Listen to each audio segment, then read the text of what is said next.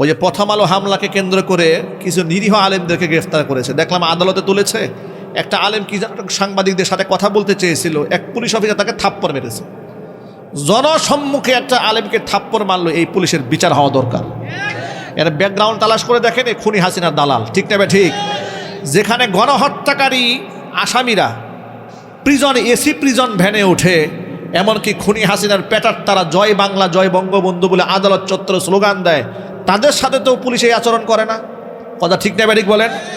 দুলাভাই বলতে বলতে দেখি জেলখানায় নিয়ে যায়, প্রিজন ভ্যানে উঠায়। আর একটা আলেম কথা বলতে চেয়েছিল, সে আলেমকে থাপ্পড় মেরেছে। এর ব্যাকগ্রাউন্ড তালাশ করলে বোঝা যাবে এটা খুনি হাসিনার রক্ত ওর গায়ে আছে। সুতরাং এই দেশ নিয়ে একটা গভীর ষড়যন্ত্র চলতেছে।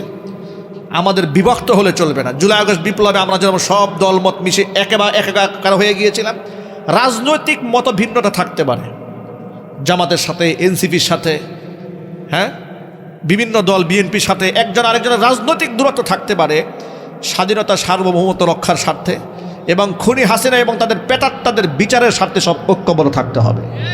ঠিক না ঠিক জুড়ে বলেন? أما بعد فأعوذ بالله من الشيطان الرجيم بسم الله الرحمن الرحيم إن الله لا يغفر أن يشرك به ويغفر ما دون ذلك لمن يشاء ومن يشرك بالله فقد افترى إثما عظيما. وقال تعالى في شان حبيبه ومحبوبه آمرا ومخبرا إن الله وملائكته يصلون على النبي يا أيها الذين آمنوا صلوا عليه وسلموا تسليما. اللهم صل على محمد وعلى آل محمد كما صليت على إبراهيم وعلى آل إبراهيم إنك حميد مجيد. اللهم بارك على محمد وعلى آل محمد كما باركت على إبراهيم وعلى آل إبراهيم إنك حميد مجيد. محبت زبان ছেড়ে জিকির করুন লা ইলাহা ইল্লাল্লাহ লা ইলাহা ইল্লাল্লাহ লা ইলাহা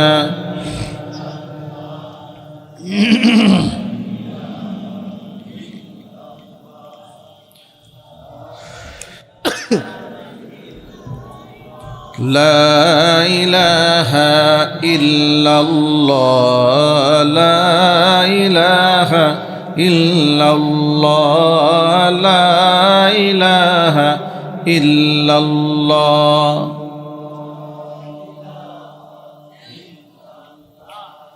لا إله إلا الله لا إله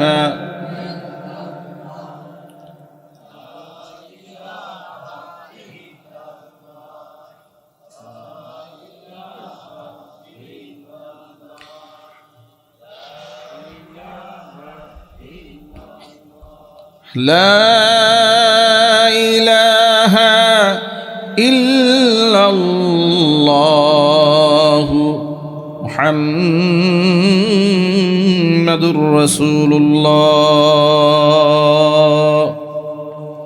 সাল্লাল্লাহু আলাইহি ওয়াসাল্লাম। ঐতিহ্যবাহী টাঙ্গাইল জেলার অন্তর্গত ভুয়াপুর উপজেলার গোবিন্দাসী বিল চাপড়া 2 দিনব্যাপী ইসলামী মহাসম্মেলনের আজকের এই প্রথম দিবসের সমাপনী অধিবেশনের সম্মানিত সভাপতি মাওলানা সানোয়ার হোসেন সাহেব, সহকারী সুপার জিগাতলা দাখিল মাদ্রাসা, মহতারাম সভাপতির নেক হায়াত আল্লাহ তাআলা দারাজ করুন, তার খিদমাতের ওসাআতকে আল্লাহ তাআলা বৃদ্ধি করে দিন। আজকের মাহফিলের সম্মানিত প্রধান অতিথি জনাব মোহাম্মদ মাজহারুল ইসলাম তালুকদার, সভাপতি BIWTA জাতীয়তাবাদী শ্রমিক দল, এসেছেন? মাশাআল্লাহ। মহতারাম প্রধান অতিথির নেক হায়াত আল্লাহ তাআলা দারাজ করুন, তার খিদমাতের প্রশস্ততাকে আল্লাহ তাআলা বৃদ্ধি করে দিন।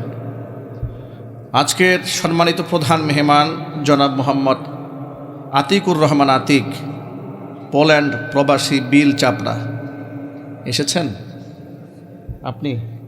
মাশাআল্লাহ। আল্লাহ পাক আজকের মাহফিলের প্রধান অতিথি, প্রধান মেহমান জনাব মোহাম্মদ আতিকুর রহমান ভাইকে আল্লাহ তাআলা কবুল করেন, তার নেক হায়াত আল্লাহ তাআলা দারাজ করেন।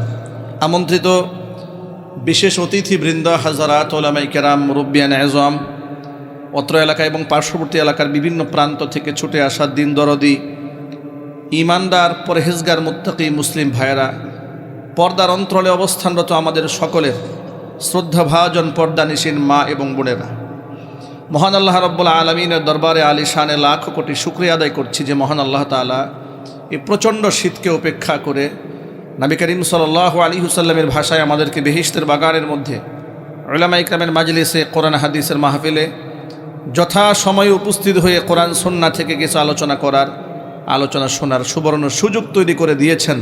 সেজন্য আপনারা কি খুশি না বেজার? কম না বেশি?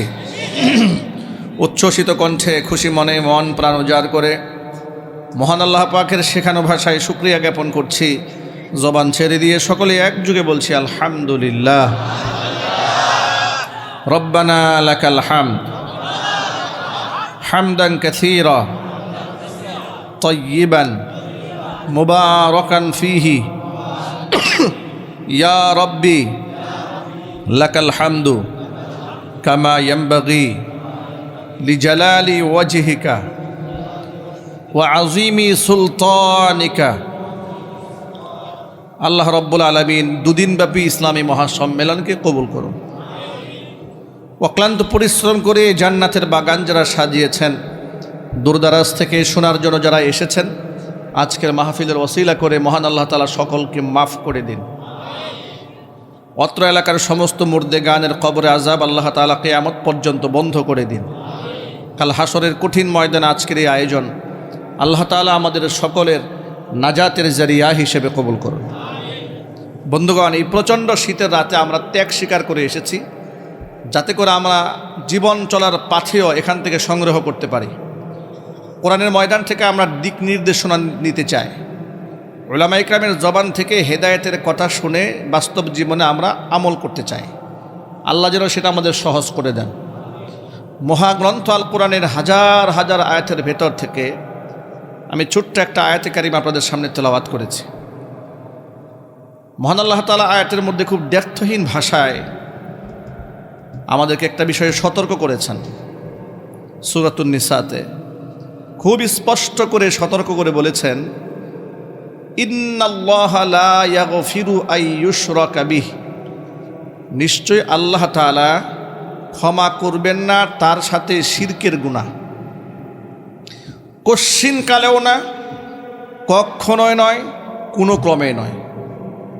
ওয়ায়াগফিরু মা দুনা যালিকা লিমান ইয়াশা, শিরকের গুনাহ ছাড়া যদি যত বড় গুনাই বান্দা করুক না কেন, এই গুনাহ নিয়ে যদি ব্যক্তি মরে যায়, তাহলে আল্লাহ পাক যাকে খুশি যাবেন, যদি চান আল্লাহ ক্ষমা করে দিতেও পারেন। কিন্তু কশ্চিনকালেও আল্লাহ ক্ষমা করবেন না শিরকের গুনাহকে। শিরিক করে যে ব্যক্তি মারা যাবে, তওবা না করে, ওই ব্যক্তির কোনো ক্ষমা নাই। এই ফয়সালা ১৫০০ বছর আগে মহান আল্লাহ রব্বুল আলামিন জানিয়ে দিয়েছেন। এরপরে আল্লাহ পাক বলেন, এটাই এত ভয়াবহ গুনাহ, ওমাই ইউশরিক বিল্লাহ, আমি আল্লাহর সাথে যেই ব্যক্তি শরিক স্থাপন করে, অংশীদারিত্ব স্থাপন করে আমার সাথে, ফাকাদ ইফতারা ইসমান আযীমা, সেই ব্যক্তি আমার উপরে মারাত্মক মিথ্যা অপবাদের বোঝা আরোপ করে। আচ্ছা, আপনাদেরকে খুব সহজ ভাষায় একটা বিষয় বুঝাই বলি, আপনারা একটু ঠান্ডা মাথায় বুঝেন তো। আপনার ঔরসজাত সন্তান, আপনার ছেলে, সে যদি অন্যকে আপনার সামনে আব্বা ডাকে, এটা কি আপনার সহ্য হবে? একটু জুড়ে বলেন। অথচ আপনি কি আপনার সন্তানকে সৃষ্টি করেছেন? না, আপনি ঔরসজাত পিতা, আপনি তার এই পৃথিবীতে আসার মাধ্যম মাত্র। কিন্তু তার রিজিকের মালিকও আপনি নন, তার হায়াতের মালিকও আপনি নন, তার সুস্থতা অসুস্থতার মালিকও আপনি নন। শুধু আপনার মাধ্যমে, আপনার ওসিলায় সন্তান দুনিয়াতে এলো।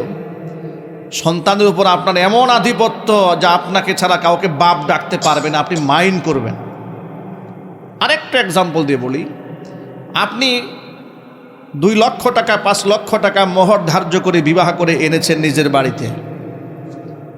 আনার পরে আপনার স্ত্রীকে আপনি সাজিয়ে গুজিয়ে ঘরের মধ্যে রাখেন, অত্যন্ত আদর যত্ন করেন।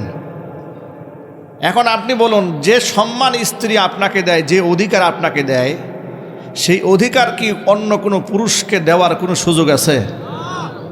এটা যদি বলতে হবে। যদি সে দেয়, এটাকে আপনি মানতে পারবেন? আপনি কেন মানতে পারবেন না বলেন তো? কেন? আপনার অধিকার হয়েছে। আপনি বলেন যে আমি তোমাকে খাবার দিচ্ছি, ভরণ পোষণ দিচ্ছি, লিপস্টিক আমি কিনে দিয়েছি, অর্নামেন্টস আমি কিনে দিয়েছি, তোমাকে আমি মহারণা দিয়ে বিবাহ করেছি। তো সামান্য কয়েকটা অর্নামেন্টস দিয়েছেন, কিছু গহনা দিয়েছেন, কিছু মহারণা দিয়েছেন, এতে আপনার এত আধিপত্য। আপনি শিরকিয়াত পছন্দ করেন না। আপনার স্ত্রী অন্যত্র যাবে, তা আপনার হক দেবে দূরের কথা, অন্য পুরুষের সাথে হাসি মুখে কথা বললেও আপনার কলিজার মধ্যে আগুন লেগে যায়। আপনি মহাব্বতে শিরিক সহ্য করেন না। কথা ঠিক নেবে, ঠিক যদি বলেন। অনুরূপভাবে এই তত্ত্বাবধানে থেকে যদি অন্য বসের প্রশংসা কেউ করে, এটাও আপনি সহ্য করেন না। অনুরূপভাবে যে জমিটার মালিক আপনি, এই জমির মালিকানা অন্য কেউ যদি দাবি করে, আপনি এটা বরদাস্ত করেন না। কথা বলতে হবে, ঠিক নেবে, ঠিক জোরে বলেন। এই যে আরেকটু খোলামেলা বলি, এখানে নেতৃবৃন্দ আছে, রাজনৈতিক নেতা। বর্তমানে বিএনপি, জামাত, অন্যান্য রাজনৈতিক দল, বিভিন্ন দলের সাথে তারা রাজনৈতিক একটা সমঝোতায় গিয়েছে, ঐক্য গড়ে তুলেছে। সেই রাজনৈতিক ঐক্য গড়ে তুলতে গিয়ে বিএনপি তাদের অনেক ত্যাগী নেতাকে দলের থেকে নমিনেশন না দিয়ে জোট প্রার্থী একজন দিয়ে দিল। ঠিক টাইমে ঠিক বলেন। অথবা জামাত নিজের ত্যাগী নেতাকে মাইনাস করে জোট প্রার্থী একজনকে দাঁড় করাই দিল। এতে করে এই নিজেদের দলের মধ্যে যারা ছিলেন, সারা জীবন ত্যাগ করেছে, কোরবানি করেছে, তারা কিন্তু অনেকাংশে এটা মানতে পারেন না। তারা বিদ্রোহী প্রার্থী হন, পরে দল তাকে দল থেকে বহিষ্কার করে। এই কয়েকটা বাস্তব উদাহরণ দিয়ে আপনাদেরকে সুযোগ বোঝাতে চেয়েছি যে আপনি আপনার কোনো অধিকারের ক্ষেত্রে আপনি শরিক পছন্দ করেন না। ঠিক না ঠিক? তাহলে মহান আল্লাহ আমাদের স্রষ্টা, তিনি আমাদের খালেক, তিনি আমাদের মালিক, তিনি আমাদের রাজ্জাক, তিনি আমাদেরকে রিজিক দেন, তিনি আমার সুস্থতার মালিক, তিনি আমার হায়াতের মালিক, তিনি আমার মৌতের মালিক, তিনি আমার নিঃশ্বাসের মালিক, যার ইশারা ছাড়া আমি একটা নিঃশ্বাস ফেলতে পারবো না, আমি একটা নিঃশ্বাস গ্রহণ করতে পারবো না। তাহলে যেই মহান আল্লাহ পাকের এত বড় আধিপত্য আমার কাছে, আমার উপরে আছে, আমি সেই আল্লাহর স্থানে তাকে বাদ দিয়া অন্য কারো সামনে আমি সেজদায় লুটিয়ে পড়ি, এটা আল্লাহ পাক কেন গ্রহণ করবেন? কথা বলুন, ঠিক না ঠিক বলেন। আমি সেই আল্লাহকে বাদ দিয়ে আমি অন্যকে আল্লাহর স্থানে বসে তাকে রাজ্জাক বিশ্বাস করি, এটা আল্লাহ পাক কেন মেনে নেবেন? এই জন্য শিরকের গুনাহ বড় ভয়াবহ গুনাহ। শিরিক মানে হচ্ছে স্রষ্টার সাথে অংশীদারিত্ব জ্ঞাপন করা। এটা সত্তাগতভাবেও হতে পারে, আবার গুণাবলীর দিক থেকেও হতে পারে, অথবা ইবাদত বন্দেগীর দিক থেকেও হতে পারে। তামাম দুনিয়ার কোনো মুসলমান সত্তাগতভাবে আল্লাহর সাথে শিরিক করে না, সত্তাগতভাবে শিরিক করে মুশরিক যারা। হিন্দুরা সত্তাগত শিরিক করে, খ্রিস্টানেরা সত্তাগত শিরিক করে, কিন্তু মুসলমানেরা সত্তাগত শিরিক করে না। এই মুসলমানদের ঈমানকে ধ্বংস করে দেওয়ার জন্য ইবলিস শয়তান চক্রান্ত আছে। তারা ইবাদতের মধ্যে শিরিক ঢুকিয়ে দেয়, তারা বিশ্বাসের মধ্যে শিরিক ঢুকিয়ে দেয়। ইবাদতে শিরিক ঢুকায় আল্লাহর ইবাদতের সাথে, অনুরূপভাবে বিশ্বাসের মধ্যে আল্লাহর গুণাবলীর মধ্যে শিরিক ঢুকায় দেয়। গুণাবলীর মধ্যে কীভাবে শিরিক ঢুকায়?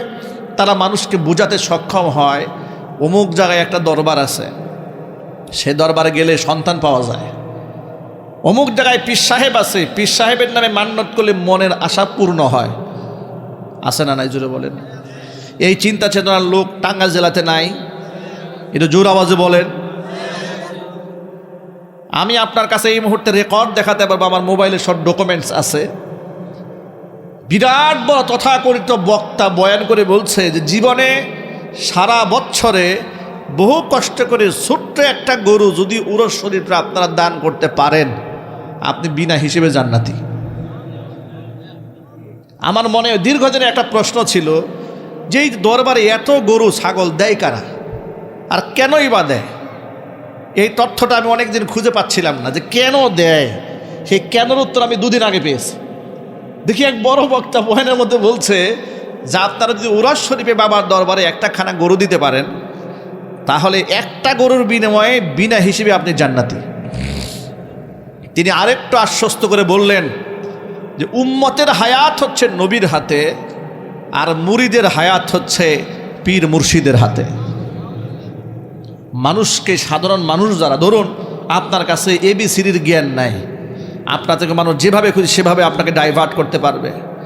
আমরা 90 থেকে 95% মুসলিম অধ্যুষিত এই বাংলাদেশে বসবাস করা সত্ত্বেও, আমরা মুসলমানের সন্তান হওয়া সত্ত্বেও বড় আক্ষেপ এবং দুঃখ নিয়ে বলতে হয়, বিগত 54টা বছর অধিকারের দিক থেকে এই বাংলাদেশে আমরা সংখ্যা লঘু হয়ে বসবাস করেছি, সংখ্যা গরিষ্ঠ মানুষের অধিকার আমরা পাই নাই। আমাদের শিক্ষা সিলেবাসের দিকে তাকায় দেখেন, এটা মুসলমানের শিক্ষা সিলেবাস আপনারা কে বলবে?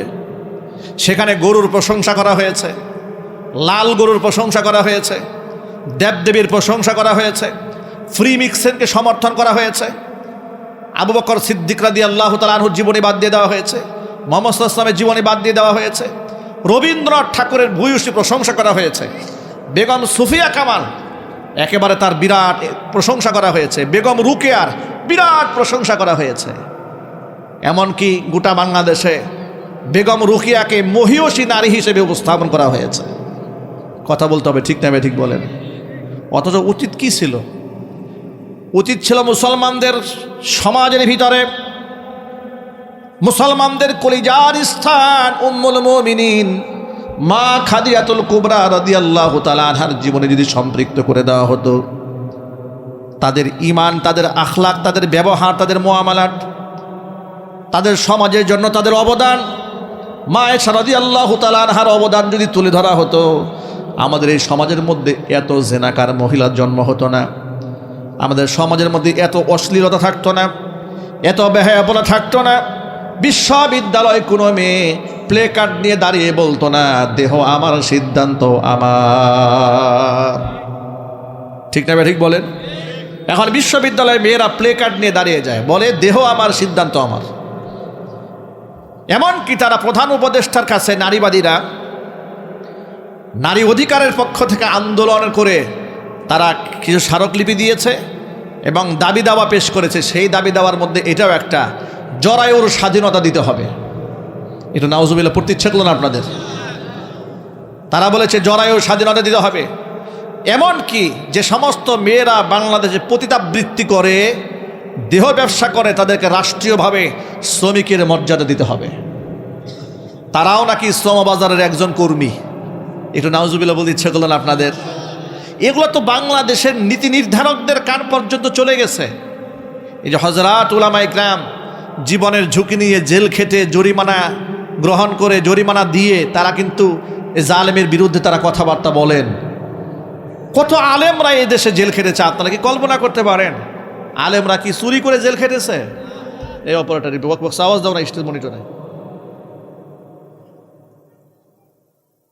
আপনারা বলেন আলেমরা চুরি করে জেল খেটেছে, মানুষ খুন করে জেল খেটেছে, অন্যের জমি দখল করতে গিয়ে জেল খেটেছে, বাজারে দোকানপাট লুটপাট করতে গিয়ে জেল খেটেছে, দেশের সম্পদ বিদেশে পাচার করতে গিয়ে জেল খেটেছে। আলেমরা কি নিয়ে জেল খেটেছে? আলেমরা জেল খেটেছে এই দেশের মানুষের ইমানকে পাহারাদারি করার জন্য। কথা বলে ঠিক না? ঠিক বলেন। জীবনের ঝুঁকি নিয়ে আলেমরা কথা বলেছে। যখন এই বছর জুলাই আগস্ট বিপ্লব সাধিত হওয়ার পরে নতুন বাংলাদেশে স্বরাষ্ট্র উপদেষ্টা এবং বাংলাদেশের প্রধান উপদেষ্টার কাছে তারা স্মারকলিপি দিয়েছে নারীবাদীরা। তারা বলেছে যে কোরআন মাজিদের সূরাতুন নিসার 11 নম্বর আয়াতের যে বিধান রয়েছে ওয়ারিস সূত্রে, ইউসিকুমুল্লাহু ফি আওলাদিকুম লিযযাকারি মিসলু হাজ্জিল উনসায়াইন, নারী আর পুরুষের মিরাস সম্পত্তির বন্টন আল্লাহ পাক করে দিয়েছেন। কি আল্লাহ পাকের হুকুম? ইউসিকুমুল্লাহু ফি আওলাদিকুম, তোমাদের সন্তানদের মধ্যে ওয়ারিস সূত্রে যখন বন্টিত হবে সম্পদ, আল্লাহর নির্দেশ হচ্ছে লিযযাকারি মিসলু হাজ্জিল উনসায়াইন, দুইটা মেয়ে যা পাবে একটা ছেলে তা পাবে। তারা সরকারের কাছে প্রস্তাব দিয়েছে, এটা হচ্ছে একটা বৈষম্য। এই বৈষম্য ভেঙে ফেলে দিয়ে নারী আর পুরুষকে সমানভাবে পৈতৃক সম্পত্তির মধ্যে অধিকার দিতে হবে। এটা ঘৃণার সাথে বলে নাউজুবিল্লাহ। আর চিৎকার দেখো নাউজুবিল্লাহ। এই প্রস্তাবনা পেশ করা হয়েছে, এইবারও পেশ করা হয়েছে। গোটা দেশ থেকে আলেমরা আন্দোলন করলেন, আমরা বক্তব্যের মধ্যে প্রতিবাদ জানালাম। সভা, সেমিনার, সিম্পোজিয়ামে এদেশের তাওহীদি জনতা রুখে দাঁড়িয়েছে।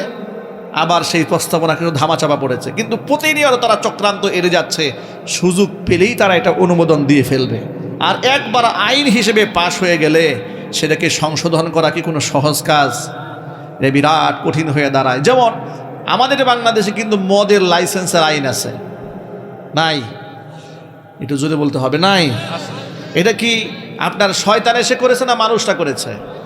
না ফেরেশতা এসে করে দিয়ে গেছে? নাউজুবিল্লাহ পড়েন। এখন এই যে মদের আইন বা মদ, এটাকে বাংলাদেশে মুসলমানদের দেশে পার্লামেন্টে এতগুলো মানুষের ধরেন 300 আসনের মধ্যে মেজরিটি পিপল তো তাকে সমর্থন দিতে হয়। কথা বলে না কেন? অবশ্যই মেজরিটি পিপল সেখানে সমর্থন দিয়েছে বলেই মদকে বাংলাদেশে রাষ্ট্রীয়ভাবে বৈধ ঘোষণা করা হয়েছে। এগুলা কুফুরি আইন। কি আইন জুড়ে বলেন তো ভাই? কুফুরি আইন। বাংলাদেশে আরেকটা কুফুরি আইন আছে, 18 বছর আগে মেয়েকে বিবাহ দেওয়া যাবে না, 21 বছর আগে ছেলেকে বিবাহ দেওয়া যাবে না। বিবাহ দিলে দণ্ডনীয় অপরাধ। বাল্য বিবাহের ধোঁয়া তুলে আপনাকে গ্রেফতার করা হবে, কাজী সাহেবকে গ্রেফতার করা হবে, ইমাম সাহেবকে মামলা দেওয়া হবে, হয়রানি করা হবে। কিন্তু 12 বছর বয়সে এই বাংলাদেশে পতিতা মেয়েদেরকে লাইসেন্স দেওয়া হয়। নাউজুবিল্লাহ বলবেন না? একটু পড়াশোনা করতে হবে, জ্ঞানী হতে হবে। ইসলামে মূর্খতার কোনো স্থান নেই। আমাদের বাংলাদেশে আপনি পড়াশোনা করেন, বাংলাদেশে পতিতা মেয়েদের লাইসেন্স দেওয়া হয় 12 বছরে, আর বিবাহের লাইসেন্স দেওয়া হয় 18 বছরে। নাউজুবিল্লাহ পড়েন। এটা নাকি নারী অধিকার। এই যে পতিতাদেরকে লাইসেন্স দেওয়া হয়েছে, এটা নাকি নারী অধিকার। আমাদের বাংলাদেশে নারীবাদীদেরকে জিজ্ঞেস করা হয়েছে যে আপনারা পতিতা মহিলাদেরকে যে শ্রমিকের মর্যাদা দিতে বললেন, কেন দিতে বললেন? তখন তারা কি বলো জানেন? উত্তর কি দিয়েছে? তারা বলে বাংলাদেশে লক্ষাধিক, লাখের উপরে যৌনকর্মী যেহেতু আছে, তাহলে এতগুলো মানুষ যেহেতু এই কাজটা করে, তাহলে একটা শ্রমিকের মর্যাদা না দিলে কেমন লাগে? আচ্ছা, সমাজে কোনো চালু থাকলে, কোনো কাজ চালু থাকলে যদি তার লাইসেন্স দিতে হয়, তাহলে এই সমাজে চোর নাই? ঠান্ডা মাথায় বলেন একটু, এই দেশে চোর নাই? এই চোরের সংখ্যা কি লাখের কম হবে না বেশি হবে? নিঃসন্দেহে বেশি হবে। ডাকাত এই সমাজে আছে না নাই? এই জুড়ে বলেন।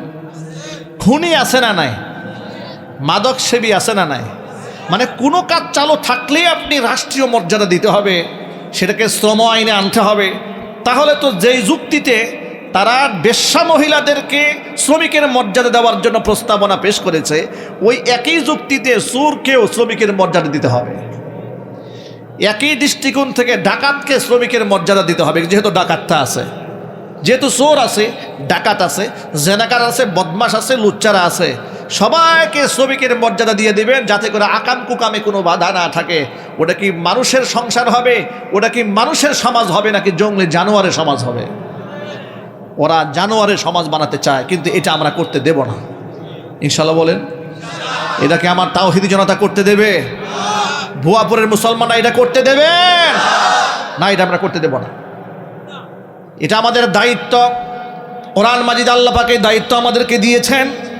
আল্লাহ পাক বলেন, ওয়াল তাকুম মিনকুম উম্মাতুন ইয়াদউনা ইলাল খায়রি ওয়া ইয়া'মুরুনা বিল মা'রুফি ওয়া ইয়ানহাউনা আনিল মুনকার ওয়া উলাইকা হুমুল মুফলিহুন। তোমাদের ভেতর থেকে যেন অবশ্যই একটা দল এরকম থাকি, যারা মানুষদেরকে সৎ কাজের আদেশ দেয়, অসৎ কাজ থেকে মানুষদেরকে নিষেধ করে। ওয়ায়ানহাউনা আনিল ইয়া'মুরুনা বিল মারুফ, সৎ কাজে আদেশ দেয়। ওয়ায়ানহাউনা আনিল মুনকার, মানুষদেরকে অসৎ কাজ থেকে বাধা প্রদান করে। ওয়া উলাইকা হুমুল মুফলিহুন, এই গুণ যাদের মধ্যে আসবে আমার আল্লাহ পাক বলেন তারাই সফল কাম। জোরে বলেন সুবহানাল্লাহ। বিশ্বনবী রাহমাতুল লিল আলামিন বলেছেন, মান রাআ মিনকুম মুনকারান ফালিগাইরহু বিয়াদি, চোখের সামনে যদি কেউ অন্যায় দেখো, ফার্স্ট ক্লাসের ইমামদার যদি হতে চাও, তাহলে তুমি হাত দিয়ে প্রতিবাদ করো। ফাইল্লাম ইয়াস্তাতি, হাত দিয়ে প্রতিবাদ করার ক্ষমতা যদি না থাকে, ফাবিলিসানিহি, জবান দিয়ে প্রতিবাদ জানাও। তাতেও যদি না পারো, ফাবিকালবিহি, অন্তর দিয়ে এই খারাপ কাজের পরিকল্পনাটাকে ধ্বংস করে দেওয়ার পরিকল্পনা আছো। ওয়াদালিকা আদআফুল ঈমান, এটা হচ্ছে ঈমানের একেবারে লাস্ট স্টেশন। ওয়ালাইসা ওয়ারাআ যালিকা হাব্বাতু খারদালিন মিনাল ঈমান, এরপরে আর সরিষা দানাও বাকি থাকে না। এর মানে সমাজের মধ্যে অশ্লীলতা হয়, অন্যায় হয়, ক্ষুধাদ্রোহিতা হয়, নাস্তিকতা হয়, বেহায়াপনা হয়, দেখার পরে কলিজার মধ্যে যদি ব্যথাও না লাগে, হুজুর বলেন তার কলিজার মধ্যে ঈমানের আর সরিষা দানাটাও বাকি নাই। আমরা বেঈমান হতে চাই না, আমরা ঈমান শূন্য হতে চাই না। আল্লাহ পাক যেন আমাদেরকে হেফাজত করেন। জোরে কোন আমিন। ভাইরা, আমরা তো মানুষ, আমাদের গুনাহ হবে। আমরা হাজার চেষ্টা করে গুনাহ থেকে বাঁচতে পারবো না, গুনাহ আমাদের অজান্তে হয়েই যাবে। গুনাহ হয়ে যাওয়া মারাত্মক কোনো বিষয় নয়। আল্লাহর নবী রাহমাতুল লিল আলামিন বলেছেন, কুল্লু বানি আদম খাত্তাউন ওয়া খায়রুল খাত্তাইনা আত-তাওয়াবুন, প্রত্যেকটা আদম সন্তান ভুল করে, তবে ভুল করা মানুষদের মধ্যে আল্লাহর কাছে শ্রেষ্ঠ তারা, যারা তওবা করে আল্লাহর কাছে ফিরে আসে। কোরআন মাজিদ আল্লাহ পাক বলেছেন, তোমরা যদি ভুল না করতে, অন্যায় না করতে, গুনাহ না করতে, তাহলে তোমাদেরকে দুনিয়া থেকে মিটিয়ে দিয়ে আমি এমন একটা জাতি নিয়ে আসতাম যারা ভুল করতো আর আমার কাছে মাপ চাইতো। কারণ যে বান্দা ভুল করে আমার কাছে ক্ষমা চায়, বান্দাকে আমি বড্ড ভালোবাসি। সুবহানাল্লাহ বলবেন না ভাই? আমাদের কিন্তু সকলের গুনাহ আছে, কম বেশি, সগীরা কবিরা, জাহিরি বাতিনি, আমাদের গুনাহ আছে না না ভাই? আমাদের গুনাহ আছে। আমরা গুনার জন্য কার কাছে মাপ চাইবো? আল্লাহর কাছে মাপ চাবো। পৃথিবীর কোনো মানুষের কাছে গুনার জন্য মাপ চাবো না। মানুষের কাছে ক্ষমা চেয়ে নেব মানুষের অধিকার নষ্ট করে থাকলে। আপনি বান্দার কোনো হক নষ্ট করেছেন, তার কাছে মাপ চেয়ে নেন। কাউকে আঘাত দিয়েছেন, তার কাছে ক্ষমা চেয়ে নেন। কারো সম্পদ নষ্ট করেছেন, এটা ফিরিয়ে দিয়ে তার কাছে আপনি মাপ চান। আল্লাহ পাক আপনারা মাফ করে দিবেন যদি বান্দা মাফ করে দেন। কিন্তু গুনাহ মাপের জন্য আপনি পৃথিবীর কারো দ্বারস্থ হবেন না। কারণ আল্লাহর কসম করে বলি, গুনাহ একমাত্র আল্লাহ ছাড়া আর কেউ মাফ করতে পারে না। ওয়ালা ইয়াগফিরুয যুনুবা ইল্লা আনতা, আয় আল্লাহ, একমাত্র তুমি ছাড়া আমাদের গুনাহ কেউ মাফ করার অধিকার রাখে না। আমাদের গুনাহ কে মাফ করতে পারেন? আল্লাহ পাক আমাদের গুনাহ মাফ করতে পারেন। এই জন্য যে পয়েন্টটা নিয়ে আমি লম্বা কথা বললাম, সেই পয়েন্টে একটু আসেন। বাংলাদেশের কোনো মুসলমান সত্তাগতভাবে আল্লাহ পাককে একাধিক মনে করে না। সমস্ত মুসলমান বিশ্বাস করে আমাদের স্রষ্টা এক এবং একক। ঠিক কিনা? আমাদের মালিক কজন? আমাদের স্রষ্টা কে বলেন তো ভাই? আল্লাহর পরিচয় আল্লাহ নিজেই দিয়েছেন, কুল হুয়াল্লাহু আহাদ আল্লাহুস সামাদ লাম ইয়ালিদ ওয়া লাম ইউলাদ ওয়া লাম ইয়াকুল লাহু কুফুয়ান আহাদ। হে নবী, কুল আপনি বলেন, হুয়াল্লাহু আহাদ, তিনি আল্লাহ এক, একক। আল্লাহুস সামাদ, আল্লাহ বেনিয়াজ, কোনো কিছুর মুহতাজ আল্লাহ নন। লাম ইয়ালিদ, তিনি কাউকে জন্ম দেননি। ওয়া লাম ইউলাদ, কারো কাছ থেকে তিনি জন্মগ্রহণ করেননি। ওয়া লাম ইয়াকুল লাহু কুফুয়ান আহাদ, তার সমতুল্য, তার সমকক্ষ কেউ নাই। মদিনাতুল মুনাওয়ারার একজন সাহাবী, তিনি মসজিদে কুবার ইমাম ছিলেন। মসজিদে কুবা আপনারা তো অনেকে গিয়েছেন, যারা হজে গিয়েছেন। মসজিদে নববী থেকে একটু দূরে মসজিদে কুবা। তো সেখানে একজন ইমাম সাহেব নবীজি সাল্লাল্লাহু আলাইহি ওয়াসাল্লাম নিযুক্ত করে দিয়েছেন, তিনি নামাজ পড়ান। পেছনে মুক্তাদিরা নামাজ পড়ে। তো ইমাম সাহেব সাধারণত আমরা যারা নামাজ পড়াই, এখানে ইমাম সাহেবরা আছেন, ইমাম সাহেব বিভিন্ন সময় বিভিন্ন কেরাত পড়েন। সূরা ফাতিহার পরে এক এক সময় এক এক কেরাত পড়েন। কখনো সূরা ইখলাস পড়েন, কখনো সূরা মাউন পড়েন, কখনো সূরা ফিল পড়েন। ছোটো ছোটো সূরা হলে, বড় সূরা হলে সূরাতুল কাহাফ থেকে তিলাওয়াত করেন, সূরা ইব্রাহিম পড়েন। পুরা লম্বা এত বড় সূরা, এত বড় কোরআন, এক এক সময় এক একটা তিলাওয়াত করেন। কিন্তু এই ইমাম সাহেব তিনি প্রত্যেক নামাজের মধ্যে সূরা ইখলাস পাঠ করেন। কি পড়েন? নিয়মিত এটাই করেন। জোহরে, আসরে, মাগরিবে, এশায়, এমনকি ফজরেও শুধু সূরা ইখলাস দিয়ে নামাজ পড়ান। এখন পেছনের মুক্তাদি যারা আছে, প্রিয় ভাইরা, আপনাদের কষ্ট হচ্ছে নাকি বেশি? ইমাম সাহেবের তেলাওয়াত যদি সুন্দর হয়, তার তেলাওয়াত কিন্তু শুনতে মজা লাগে। আর মুসল্লিদের একটা আকাঙ্ক্ষা থাকে যে হুজুর যদি আরেকটু লম্বা তেলাওয়াত করতেন। আমার মনে আছে, আমি যখন পড়াশোনা শেষ করেছি, প্রথম পাঞ্জেগানা মসজিদে ইমামতের দায়িত্ব নিয়েছিলাম। ফজর এবং এশারের নামাজের মধ্যে কেরাতটা আমি একটু লম্বা পড়তাম। অনেক সময় 1.5 পৃষ্ঠা 2 পৃষ্ঠা পড়তাম। এই 2 পৃষ্ঠা পড়ার পরেও আমার মুক্তাদিরা আমাকে বলতেন, হুজুর তেলাওয়াতটা ছোটো হয়ে গেছে, আরেকটু লম্বা পড়তে আরেকটু মজা লাগতো। আল্লাহর কসম, ওয়াল্লাহি ওয়া রাব্বিল কাবা, কাবার রবের কসম করে বলি, ফজরের নামাজে তেলাওয়াত করেছি, এই দৃশ্য আমার মতো না একেবারে ছোট্ট বান্দা দেখেছি, যে মুসল্লিরা নামাজে তেলাওয়াত শুধু শুনেছে, অর্থ বোঝে নাই, কান্না করে করে দাড়ি বুক ভিজাই ফেলেছে। কোরআন তেলাওয়াতের এরকম আসর, চিৎকার দেখুন আল্লাহু আকবার। এটা কোরআনের মুজিজা। কিসের মুজিজা? এটা কোরআনের মুজিজা। পৃথিবীর কোনো গান শুনে অর্থ না বুঝে মানুষ কান্দে না। কথা বলে ঠিক না? ঠিক বলে। একমাত্র কোরআন, এই তেলাওয়াত শুনেও মানুষ কান্না করে। নামাজের কেরাতটা একটু মজা হয়, লম্বা হয়, ভালো লাগে। এখন মুক্তাদি যারা আছেন, তারা সব সময় দেখেন ইমাম সাহেব সূরা ইখলাস ছাড়া অন্য কোনো তেলাওয়াত করেন না। ইমাম সাহেবের কাছে একটু আরজ গুজার করলেন, ইমাম সাহেব যদি আপনি আল্লাহর কোরআনে এতগুলো সূরা আছে, আপনি সব সময় সূরা ইখলাস তেলাওয়াত করেন, একটু যদি পরিবর্তন করে পড়তেন তাহলে আমরা শুনে একটু মজা পেতাম। ইমাম সাহেব সাফ জানিয়ে দিলেন যে না, আমি অন্য কোনো সূরা পড়বো না, আমি সূরা ইখলাস দিয়ে নামাজ পড়াবো। এমনকি প্রথম রাকাতেও তিনি ইখলাস পড়েন, দ্বিতীয় রাকাতেও ইখলাস পড়েন। কি আশ্চর্য কারবার! এবং তিনি বললেন, প্রয়োজনে আপনার ইমান বদলাই ফেলেন, ইমাম চেঞ্জ করে ফেলেন, কিন্তু ইমাম সাহেব সূরা চেঞ্জ করবে না। বিরাট বেকায়দা। সাহাবায়ে কেরাম রাসূলের কাছে নালিশ নিয়ে গেলেন, ইয়া রাসূলুল্লাহ, এমন এক ইমাম সাহেব দিয়েছেন, এত বড় কোরআন শরীফের মধ্যে বেছে বেছে এমন এক সূরা ধরছে, এই সূরা ছাড়া অন্য কোনো সূরাই পড়ে না। এবার হুজুর তাকে ডাকলেন সাহাবায়ে কেরামের সামনে, যে আপনার ব্যাপারে অভিযোগ এসেছে যে আপনি সূরা ইখলাস ছাড়া অন্য কোনো সূরা পড়েন না, এটা কি সত্য? বলেন, হ্যাঁ আল্লাহ রাসূল, এটা সত্য। কেন? কারণটা কি? তিনি বললেন, ইন্নী উহিব্বুহা, হে আল্লাহ রাসূল, আমি এই সূরাটাকে বড্ড ভালোবাসি। কেন ভালোবাসো? আমি ভালোবাসি এই জন্য যে আল্লাহ পাক এই সূরার মধ্যে তার নিজের পরিচয় দিয়েছেন। আমি যখন আল্লাহর পরিচয়টা পাঠ করি, আমার এত আপন মনে হয় যে আমার অন্য কোনো সূরার পড়তে মনে চায় না, যে আমি এই সূরাটা মুহাব্বতে পড়ি। একটু চিৎকার দিয়ে বলতে হবে সুবহানাল্লাহ। আল্লাহ এই সূরাতে নিজের পরিচয় দিয়েছেন, এই জন্য আমার এটা বাদ দিতে মনে চায় না।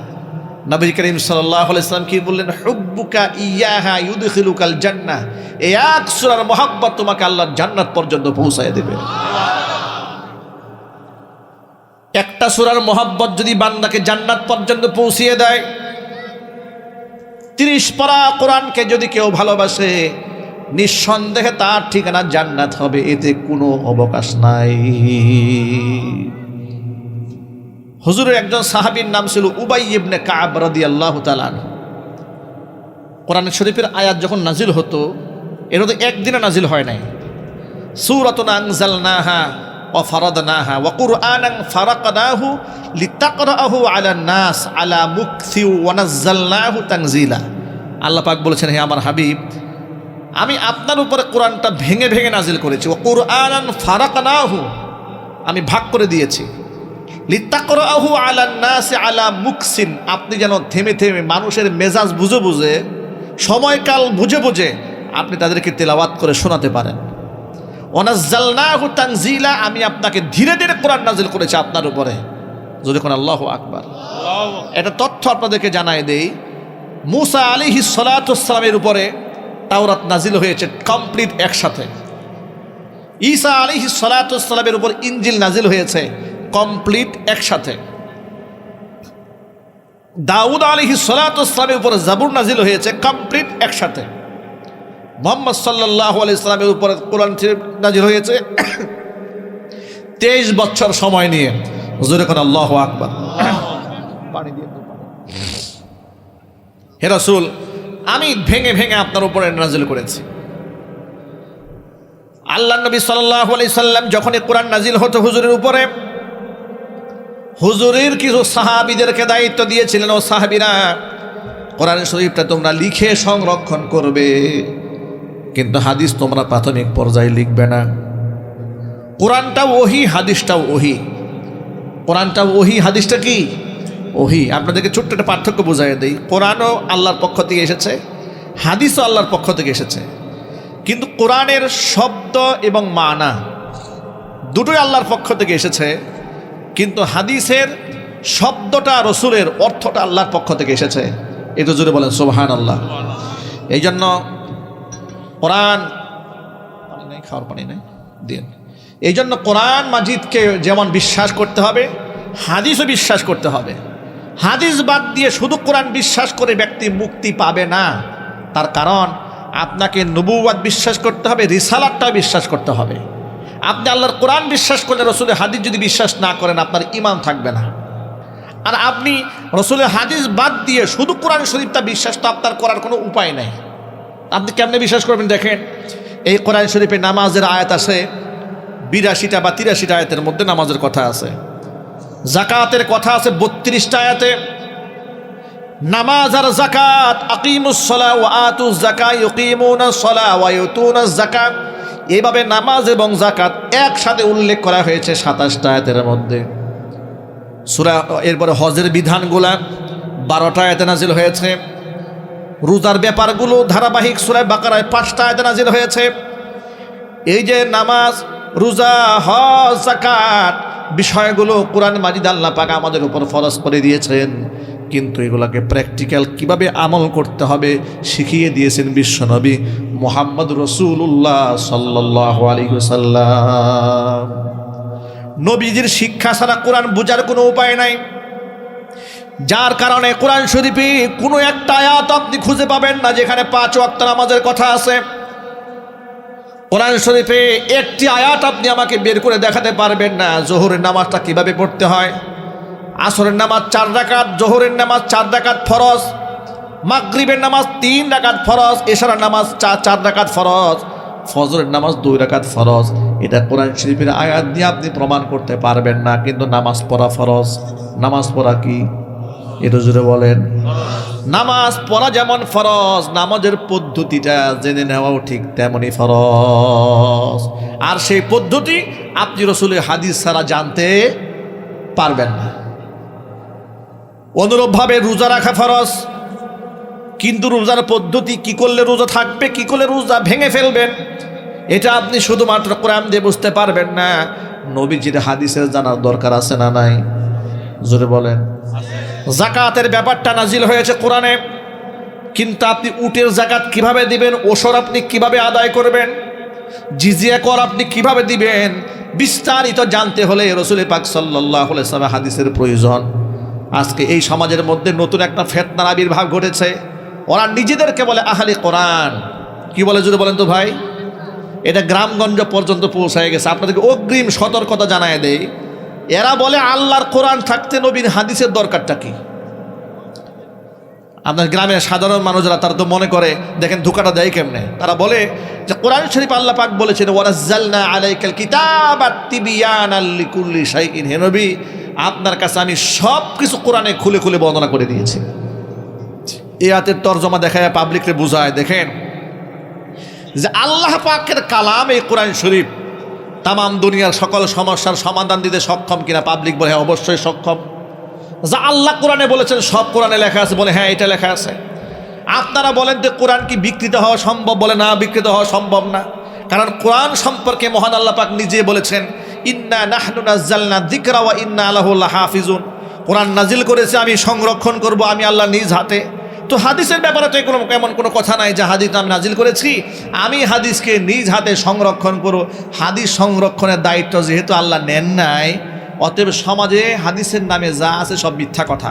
এটা জুড়ে বলতে হবে নাউজুবিল্লাহি মিন যালিক। কত বড় সূক্ষ্ম জালিয়াতি, কত বড় মারাত্মক কুফরি বক্তব্য এটা। তারা সমাজের মানুষের ঈমান হরণের ষড়যন্ত্র চালাচ্ছে। আল্লাহ পাক যেন এই ফিতনা থেকে আমাদের সকলকে বেঁচে থাকার তৌফিক দান করেন, জোরে কোন আমিন। এবার আপনাদেরকে আমি প্রশ্ন করি, আপনারা জবাব দিবেন। কোরআন আল্লাহ নাজিল করেছেন, হাদিস কে নাজিল করেছেন? বুঝেন না এতক্ষণ পর্যন্ত কথা? কোরআন আল্লাহর পক্ষ থেকে এসেছে, হাদিসটা কার কাছ থেকে এসেছে? হাদিসও আল্লাহর পক্ষ থেকে এসেছে। কিন্তু কোরআন আর হাদিসের পার্থক্যটা কোন জায়গায়? কোরআনের শব্দ এবং অর্থ দুটোই আসছে আল্লাহর পক্ষ থেকে, আর হাদিসের অর্থটাই এসেছে আল্লাহর পক্ষ থেকে, কিন্তু কথাগুলো রাসূলের ভাষায় এসেছে। বুঝতে পেরেছি?